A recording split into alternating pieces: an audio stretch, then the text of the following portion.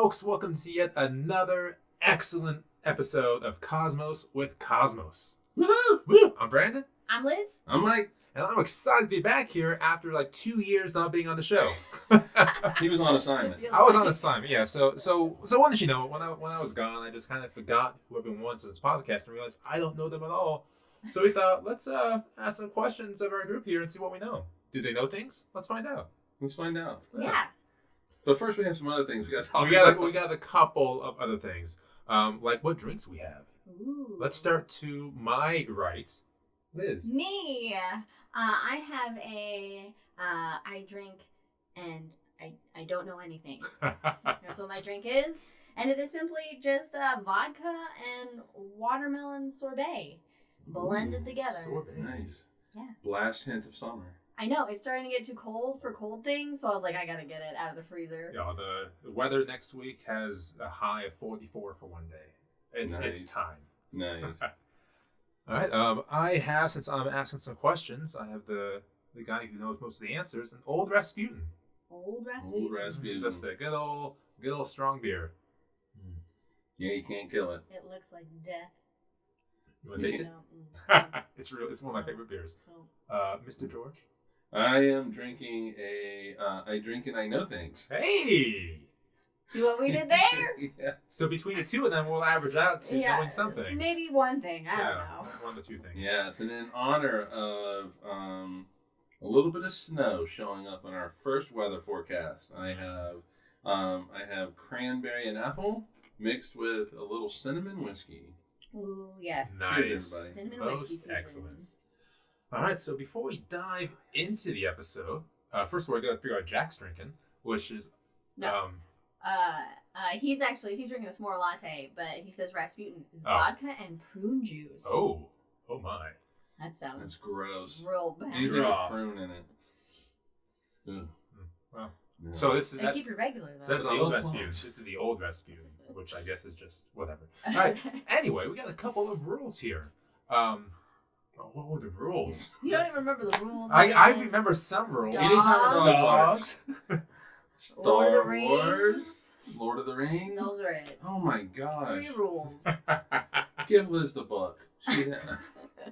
She's in charge now. It's a really nice book. Right, and Liz, what are socials? Yeah, follow us on all the things at Drinking Cosmos on the Twitters, and then at Cosmos with Cosmos everywhere else. The Instas, the Anchor.fms, right. the Spotify's, the Google Pods, the Apple Pods. I don't know how things work. Find us out That's there. The one, yeah. Oh man, your mom, Earl Grey, Hot. hot. Yes. Well done. Well done. It's the only way to go. Well done. Miss Picard. All right, you got the What book. an enterprising drink. Hey. Anyway, is that a drink? Since No. we don't do a Star Trek reference. No, we don't No, do we don't do Star Star Trek. Trek. All right, so to get to know each other, Are we supposed to rotate asking each other these questions? originally that was a thought, but since I know them all, I'm just gonna ask Okay, you, and then I'll I was jump looking in at if your I need handwriting, to. and I was like, I don't know. Yeah, if I can wrote these read on a it. plane after long trips, so I was just Right. kind of tired. Okay then. This is not the wedding questions, are they? So how did you guys meet? No, a different story. All right, so to start this off right, I guess for people to get to know us, Star Trek or Star Wars? Both. Oh. Why do you have to I have didn't one? say and or. There's an or in there. I If you have completely- one last franchise to watch in your life before you die tomorrow, is it going to be Star Wars or is it going to be Star Trek? Marvel, Mm. Deadpool.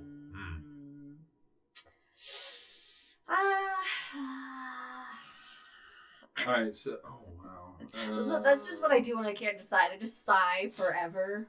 Okay, then I would say, for me, Star Trek. I love the intellectualism of Star Trek and the hope for what the future could hold. I'm gonna go with Star Wars. Okay. And that's because there's less to get through.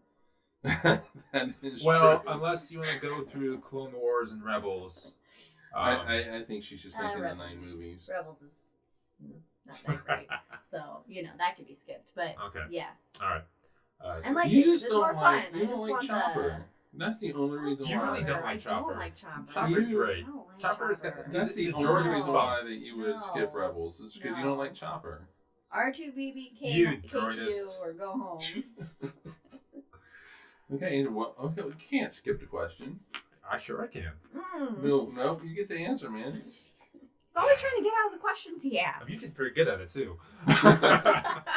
All right, so that obviously depends on 1.5 million different things. But if I'm thinking peak Star Wars versus peak Star Trek, without any context around it, Star Trek, because Star Wars matters when you consider all the context and all the series and all the knowledge building into it. But Star Trek can stand in an episodic scenario. Mm-hmm. That's how I feel. Cool. All right. So I think I asked this one yesterday. Given a week, how would you prepare for the zombie apocalypse? There are some space questions in here. There's a couple. I hope there's more. Now we got to get through it faster than we just did. That was a beer for There's 3 no way hours. we're gonna get I through these told 12 you. questions. I told you it was just going to be 5. So pick your top Okay, 5. okay. So how would you prepare for a zombie apocalypse? Gather most important supplies and head to some remote ass location. Yeah. Get as far away from other people as possible. And remote is not Bend, Oregon. I'll just tell you that. Sorry. There's too many people in Bend. No, yeah, but there's a lot of open space, like it seems like east of Bend. And start learning how to hunt. Oh, I know, With a right? bow and Which arrow. means, We got a week. oh well, yeah. I mean, you're gonna have to buy a gun. We're gonna have to go get a bunch of dog food, and a lot of water. And then, God, just I don't know. Look, let's face it. We're gonna die. We're gonna die. There's no. We're gonna be zombies. We will die. We are not the Rick Grimes that lives forever through a zombie apocalypse. Meanwhile, we have a zombie apocalypse guide book down on the we bookshelf. do have that. We will utilize And that. You know what? We have 2 copies because I have one too. Oh, all right. Okay, your turn. I would use all of my savings, empty everything to do a couple of things. Number one is to buy a forge and a bunch of metal so I can make things without having to be reliant on the market, which will no longer be available. Where are you gonna put this forge? Montana somewhere. Montana doesn't have any people. Yeah, They don't Montana know somewhere. My mom said she'd gather all of us and we'd go to a basement. people. Hey, you don't have a basement. She said a basement. It could be anybody's basement. Whose We'll just basement? find a basement. Well, do we have a basement? We don't have a I basement. mean, no. It's Sort not of, that no. kind I don't know. It's a That's crawl space. It's a terrifying crawl space. It's a. Haunted crawl space. I don't know. Is what it is. that leaks sometimes. Hey, surprise guest! Hey! There he is. Coming all the way from Yeehaw Town, In Texas. Texas. I hope he's got some oh. barbecue. Wow, Katie. Katie would just jump into a volcano or take some cyanide. I choose volcano way ahead of cyanide. But when a volcano hurts, And it's not. You're not. Oh, Gonna it's feel it gonna be for pretty long. instant. You know. I mean, remember. Think of Smeagol. You know, Smeagol jumps in. yeah, but and he he's pretty. had he's pretty. moments. Also, He had Lord of the moments. Rings. Lord of the Oh, Rings. Lord of the Rings. Oh, yeah, it is. All right, next question. What?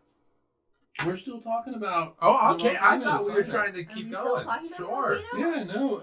And what those like cool ass videos where they throw stuff into the volcano Yeah, that's That's so satisfying. cool. It's very And it- satisfying.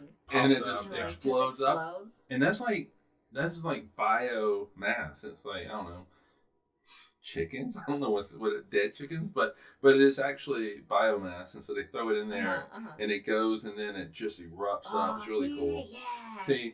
That's what I want. Yes. Okay, Ron's destroying TikTok apparently. Miss Proctor Show. Talks work. We love you too, Ron. Check his shit out.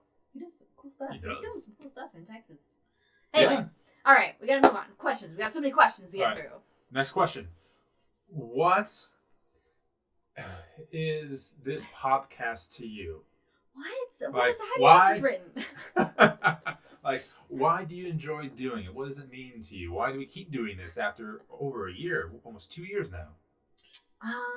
Because it's fun getting to spend time together, and we get to talk about the stuff that we love talking about, And it's fun. It's a nice, just escape from the world, and we just get to... And I like that's what we do every single night. Yeah, I know. We just hang out and talk about what we're going to talk about. Pretty much, yeah. Yeah. And connect with people and, maybe share some knowledge, and we learn stuff back, and... Yeah, to me, the best days were, giving shows. Mm. And this is like being in a planetarium, and none of us are in a dome. So this is our way to be this is our dome. This is our dome. This is our dome. And we get to give these planetarium shows while we drink, which is what we all wanted to do when we were given break. Oh god, especially if you have a school group. Oh jeez. Yeah, and then in all honesty, we get to hang out with some pretty cool people every other Sunday. So exactly. That's true. So when I said we have a full crew, and then we have a special guest today, which is so exciting. And apparently we make good TV.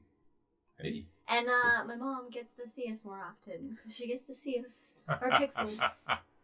Our pixels. Okay. All right. Wow, you're getting deep with these questions. I thought it was going to be like, what I'm star do you want to I'm explode? going all over the place here. So in that same vein of the podcast, in your opinion, both of yours, what's the difference between a good science communicator and a great science communicator? And what we can even bring it down to a basic level. To you, what just makes a good science communicator?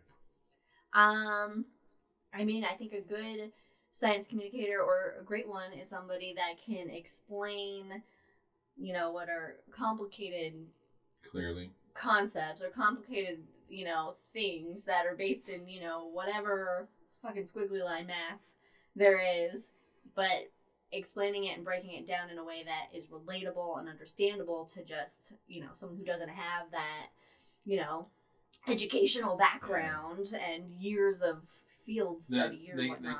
They can explain hardcore physics or astronomy concept things to people that majored in art or philosophy or something like that. And then they're great if they can also make it fun. Hey, exactly. Gotta make it fun. And that's what I'm entertaining and that's what I was gonna say next. There's a big difference between being good at explaining, falling into a black hole, but you come across as a professor, and as opposed to like Neil deGrasse Tyson, who can make it entertaining.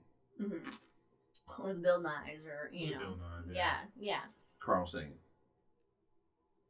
Yeah, you agree? I'm agreeing. What about you? What's your thought?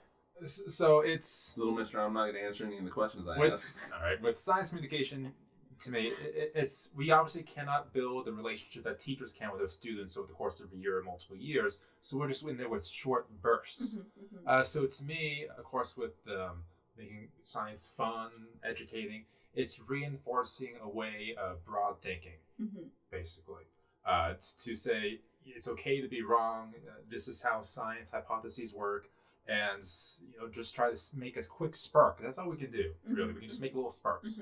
Because most people, when they go to planetarium show, they might remember one fact, but they remember how they feel walking out of there. And so you want to ignite that spark and make them feel, curious walking out, to make them feel wanting more. I mean, if just one person after a show, goes home and then at night was like, oh, you know what? I'm actually going to go out and see if I can see the, the planet that they talked about in the show, that planetarium show. If one person, and I'll never know if they did, but, they went outside and was like, oh, okay, cool. And it ties into what your mom said.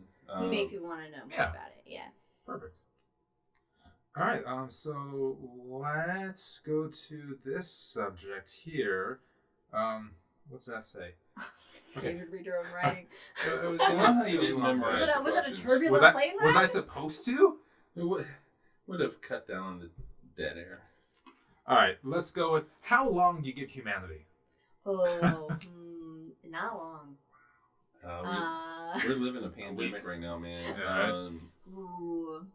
Maybe. And we were a couple of states away from Trump. Maybe another 1,000 years. Wow. You're optimistic. Well, people like cockroaches, we're not going to go easy. We'll hang around for a while. Until our population just slowly dwindles to nothingness. We're into where we're all gone? Or is it like Mad Max? Okay, so Ooh, that'd be fun. until we're all gone, 'cause even if it's a Mad Max scenario, there's a chance still of civilization. there's a chance of a Yeah. bounce back Yeah. later on. So All right, there's well, always then, give and yeah. takes in civilizations. A couple thousand years. I'll give you 1,000 years. Okay. A couple thousand years. Alright. I don't see it Yeah. because it's not just you might say, well, 2,000 years ago, if somebody was asked that question, there's a big difference between the way we are right now and the way humanity was 2,000 years ago. Mm-hmm. The technology wasn't there to in an instant destroy yourself, Just destroy all of humanity. Everything. And that's where we're at right now. And let's just be honest, we got we have a politics in the world that puts their head in sands and just refuses to people refuse to get vaccinated and stuff like that, and that's going to cause some of the whole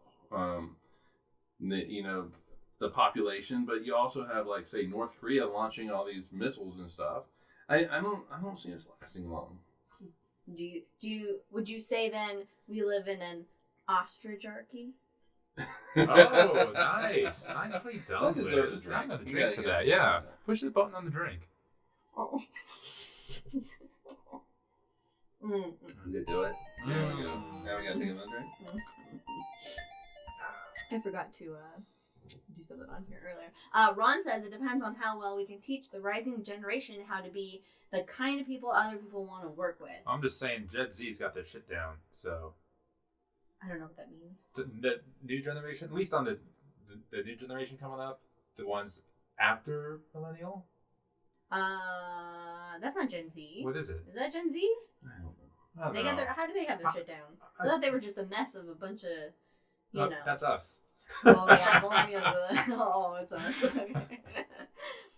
There was another oil. Oh god. Yeah. Okay. Anyway, All right, anyway, all right, next question. moving on. Next Jesus, question. Sorry. What kind of food do you love? Oh my God. Okay, here's a question. If you have the last, No, last we're not doing that. Mike's moving on to Here's a question. All right, so what does space smell like? Somebody asked that question. My mom asked that question. Yes. All right, and we'll Or get to she her watched other question. she watched something on a morning TV show, and they had Senator astronaut Mark Kelly on, and he said that it smelled like NASCAR, and then so that led to her asking the question. And I have heard that space smells burnt. Yeah, like burnt metal. I am curious how much that is them smelling their spacecraft. How do you smell space? Yeah, you see, the thing is here's what I would say. Out in space, you're floating around out in space. You move your helmet. Let's not get into the the particulars of what would actually happen. Mm-hmm. But let's just say that you had a really sensitive nose. Uh-huh. You took a big inhale, Uh-huh. whatever that looks like, floating out in space. I would say that most of the stuff zipping around you is going to be hydrogen and helium. Mm-hmm. Mm-hmm. And There's not much out there anyway. yeah, and that's not going to have a lot of smell to it. Well, at the same time that happen, pressure leaks in spacecraft, pressure leaks in suits. You're out in the middle of space. Right. And so you're away from any kind of... Okay, so You're in away that scenario. from ISS. You're away from anything like that. I mean, does like deep space, for example, have enough stuff to actually smell? Like, if you... It's so dispersed, right? It's so... I mean, it's really... Yeah, but I think we're thinking about it in terms of the way that we can smell now. That's why I say that we have to have a really super sensitive nose. Like in Futurama with the smell telescope. Oh, yeah, the smell telescope. Yeah, and so... my mom says they said because they said it's the disintegration of planets. Side note, that's the name of my new band. Disintegration of planets? Yes. That's good. That's a good punk band. That's a good metal band name, actually. So, you're welcome. I just claimed it as a punk band. Well, I'm doing my own No. ska band. He claimed it first. Yeah, so that's his ska. baby. I'm doing ska. Planet ska. Breakdown. Planet Breakdown. Okay. I mean, I can see that, but I bet you that the amount of particles coming from that is much smaller than...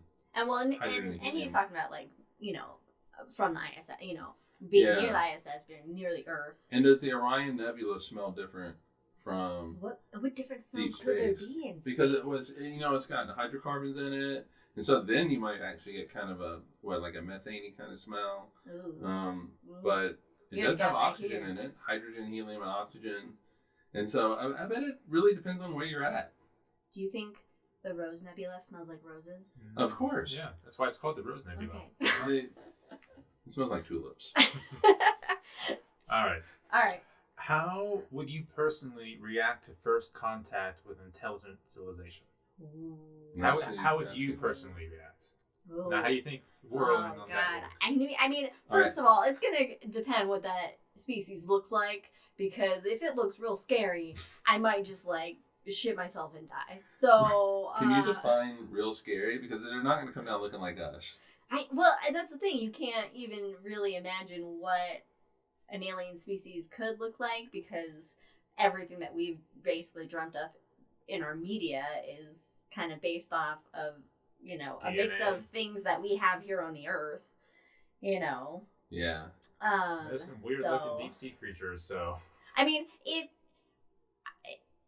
then maybe it would be dependent on like the vibe it was given out. Like if I felt like a hostile intent, then it would be like fucking run away, But if I didn't feel like a threat, it would, I'd want to try and like be like, hey. Oh, so we're actually meeting them? Oh, or- no, I thought it was like, hey, we found something and send Oh, a signal. Not well, like, you said first hello! contact, so I took Yeah. first So you contact can say literally aliens. as first contact. I was literally thinking Star Trek too. kind Yeah, of like first that. contact. Okay. So, Okay. I would be very excited because it would be, to me, it would just everything I wanted. I really wanted that first contact. Hoping that it, like in Star Trek, it would unite all of humanity, knowing it probably wouldn't. But at the same time, go back to the zombie apocalypse question. We're gonna gather up some shit. We're gonna go somewhere. Just in case. Because they're coming from space. It's not like we have anywhere to run, but they can go back up That's to true. their spaceship. Highly advanced. And then they can shoot us with their laser beams. species beings. A picking a pew sound. All right. What would you do? Am I meeting them face to face, or is it? This is your question. Well, no, because now they're convoluted. So now Okay, we well, need a direct answer question. both ways. It's on the news. Okay. You're not meeting them face to face. I would just be fascinated to see how we react as a species, Oh, wow. and the different cultures will react. We would- Because as great as it will be, it probably won't impact most day-to-day lives at this, a level until society reacts and it either blows itself up or it probably won't unite. I hope it does, but it wouldn't. Why would it not unite? Why would it ever unite? Like, we would unite That in is its the destruction. ultimate us versus them. and we do love us versus them, We do but there are love two. us. We I don't know. stand for us versus I them. have my doubts that we would band together for the collective good of societies. And if I personally met them and I would get into their hands, I'd try to be my best self and put my best foot forward and be polite and respectful to the aliens. Nice. My mom says Yeah, so before you ask Yeah, if that meteor didn't hit, our population would be dinosaurs, intelligent ones. Would they be clever girls? Well, that was only 65 million. By the way, that was only 65 million years ago, and the dinosaurs were around for 100 million. Yeah, I don't get. So I think they had their chance. But I like think it's. 220 to 65. But I think it's really fun to just imagine like a T-Rex with a top hat And a monocle. and a monocle Yeah. with like a cane, who's just like, "Oh, good day, chap." Very long cane. Yeah, a very long cane. Well, I think there's a difference between intelligence and dominance, and so in the past 65 million years, other than Chicxulub or whatever the hell it's called, there hasn't been an extinction level event like that, has there? Not like Not that to that extent, but degree. have we had a major extinction event since Well, we're Chicxulub? living one right now. Oh yes, with humanity, but yes, this is a bad one. but I don't think there was one No, like. that might have been So- the most recent. So I the don't question know. is were the dinosaurs on their way out anyway? Were there other extenuating factors that were helped contribute to them dying out?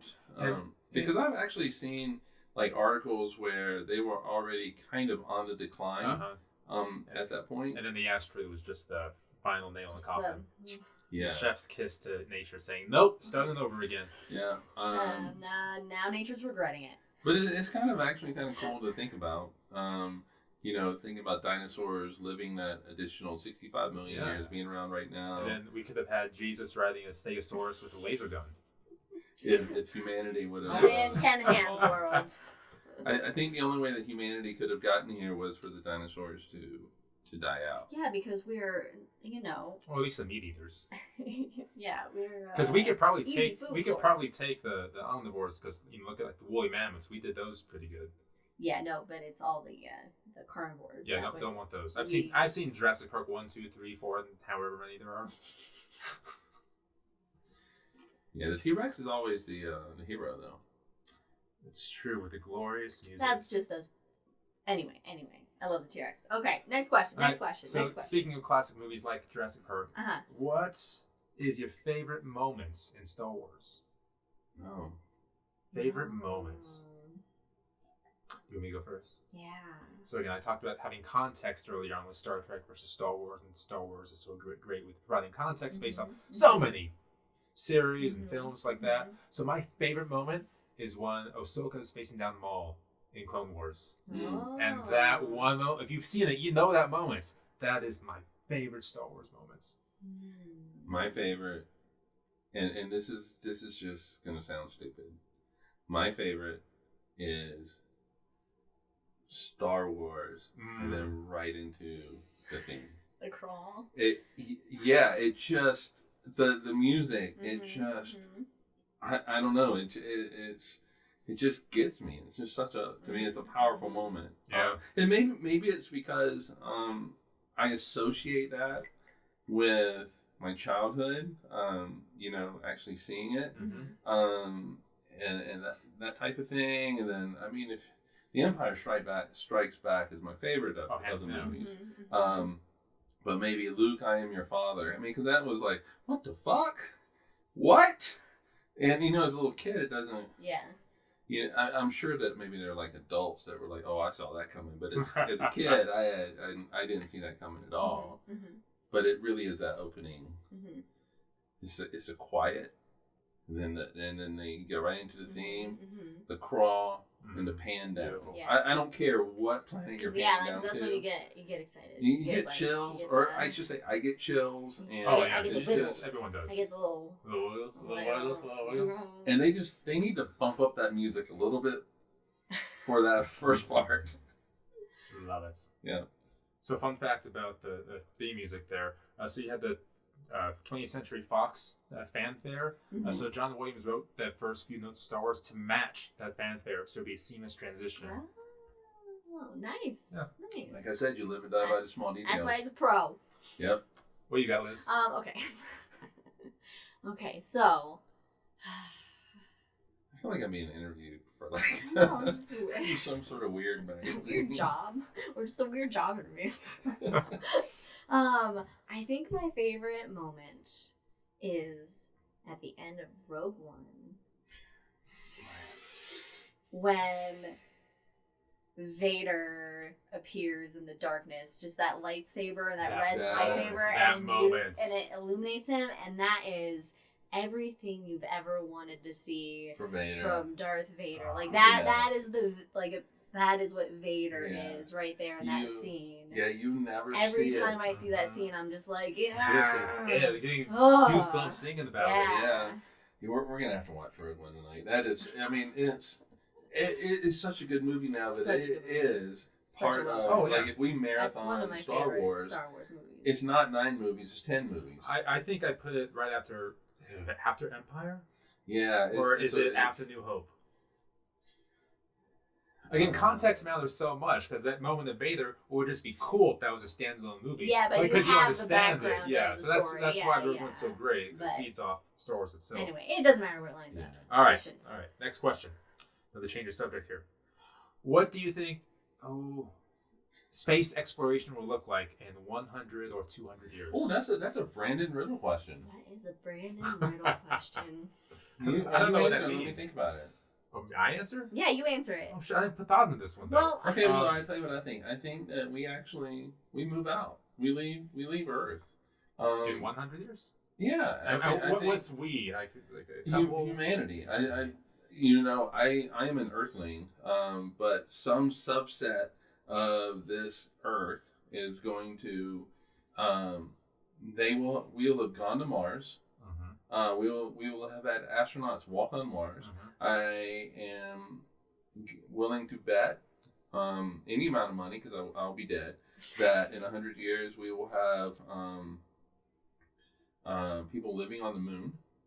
We will have and I will go so far to say that I bet you that somebody, well, I don't know, this is going to be a stretch, that there's a possibility that the first person born on another world will be born.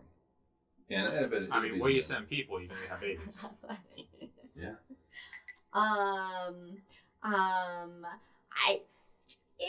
It's been 50 years since we first sent people to the moon.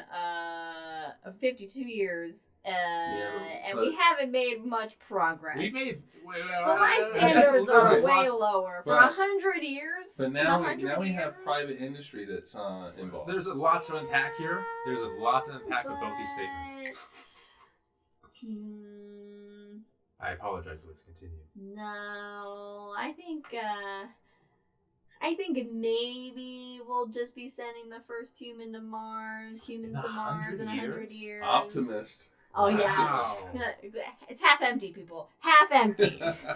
It's actually more than half empty, because your glass is not like this. It is actually angled. I didn't ask for geometry. Your maths. I'm just saying you're right. Yeah, I'm not as. I'm not as optimistic. I don't think we're going to progress as far. And also, I think that there are also other factors that would slow us down, like, I don't know, just idiot conservatives and climate change. So, Well, here's a follow-up question to your question. Ooh. Should we? Should we be going to Mars and to the moon? Yes. Or should we try to fix the shit that we got going on? I think the only way to fix the shit that we're going on is we need better and newer technologies, which we're only going to get through space exploration, because that's generally how we get all of our new technologies anyway. I completely agree. I know! Yeah, I think we can do both.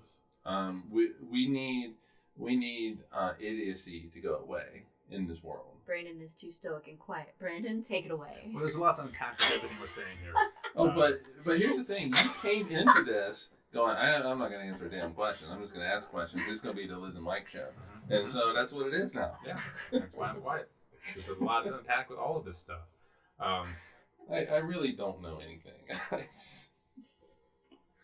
You may speak now. Okay, so what was the last question I had? It was the one about where we're going to be in 200 years. In space exploration. Okay. So in space exploration in 100 years, yes, we'll certainly have put people on Mars, certainly have more people on the moon, certainly have more space stations between us and China, many more space stations, and there was the question. There were so many points to touch on. I don't remember any of the points now. That's what happens. That's why I have notes to write things down. You don't have to touch on all the points. Okay.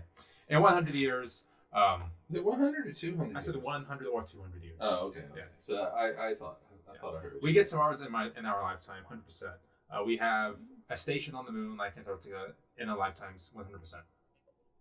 And beyond that point, there are hopes and wishes, but it's too far out politically, too far out technology. I just don't know. So that's what I'm guaranteeing right here on Cosmos with Cosmos. You heard it first. You had that Brandon first. Riddle guarantees 100% there will be a moon base on the moon, and within there will our be people lifetime. on Mars within our lifetime. Yeah, I'm gonna guess within Beep, beep, beep, beep. within 15 years we'll have at least some people on Mars. Some people. Within 15 years. 15? Yeah. 1-5. 1-5? The biggest issue. That's like the biggest babies born issue today is becoming teenagers. life support, Years? and I think we can do that within 15 years. My More mom says, realistically 25, but I think 15. Optimist. Pessimist. And you know what's crazy is that I really come across as a pessimist in real life, but deep down I'm so an hopeful. optimist. My mom says we have better habitats on space stations, so we may move there before a planet, maybe thousands of space stations. I can see space stations over moving a planet first. I would so live on a space station. Really quick. Back 20 years ago, there was a company called Blue Origin that was founded. And Blue Origin's, their goal was to have thousands or millions of people living in space in the next century. And we all believed it because, we really believed in their goal because they were such a well-run company. And people, the employees, they strove for those goals. And you're making progress slowly but efficiently, which was the motto. Until in the last year, they've completely blown apart their reputation, and now I'll be surprised they get anyone else in space. Is that because they sent a big penis to space? Well, that's what rockets are. I mean, but this one specifically looked a little bit. No, their culture has gone to shit, and HR is a joke there, and everything's bad and terrible. So Blue Origin, you broke my heart, man. You broke my heart. So yeah, that was the space. They wanted a whole bunch of people in space. This is supposed to be hopeful. Okay, well, there's other Blue Origins that aren't Blue Origin out there. Yeah. Owned by the richest man in the world? Yeah. Owned by... The second richest man in the world? One of the top 3. I don't know. Sorry. Blue Origin, you broke my heart, man. All right, next question. Now that I close my book, let me reopen it. Explain the joy you get from looking at the night sky. Oh my God! It just makes you feel connected to a larger thing. That you can't. I don't think I can answer this question without political-esque analogies. I live in Utah. Utah is part of the United States, and we look at ourselves as Americans. But really and truly, we're Earthlings. But when you look up the night sky, just at the beauty of it, I feel connected to the universe, and I feel like I am part of the universe, and I am a citizen of the universe.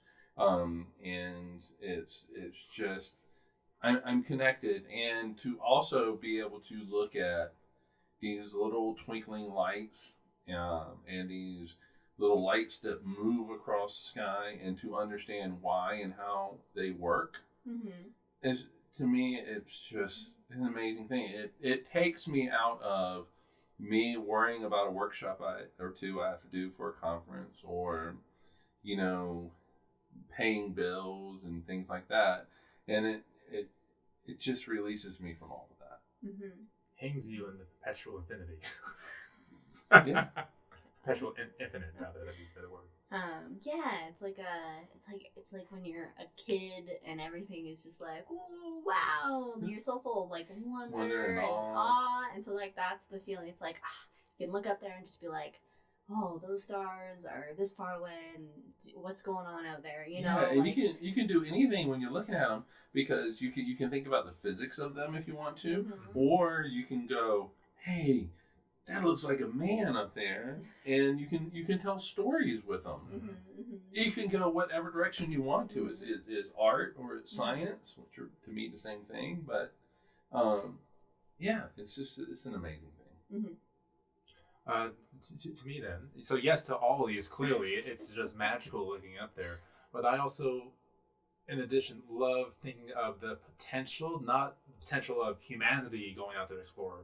Maybe not necessarily the potential of other life going out there, but like of all the stories that are out there in all the galaxies. Just imagine what's happening that we don't know, or what's happening that we can only imagine that is happening that we just don't know about.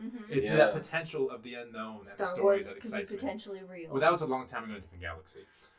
So it could have been real. Also, that's a drink, Liz. Yeah, it's a drink. It's Star Wars. Oh, Star Wars. Should have said Star Trek. Yeah, what are these? Along those lines. Are you okay? What happened? What did I miss? Did it come out your nose? Sheila Davison.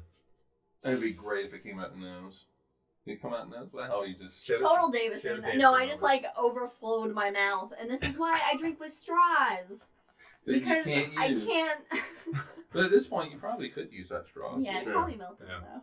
Can't, but what are those